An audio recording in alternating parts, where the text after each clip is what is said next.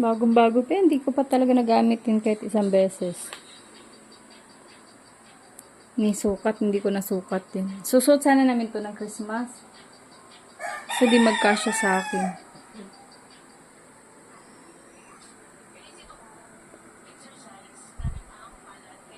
Ibenta ko siya kahit 400.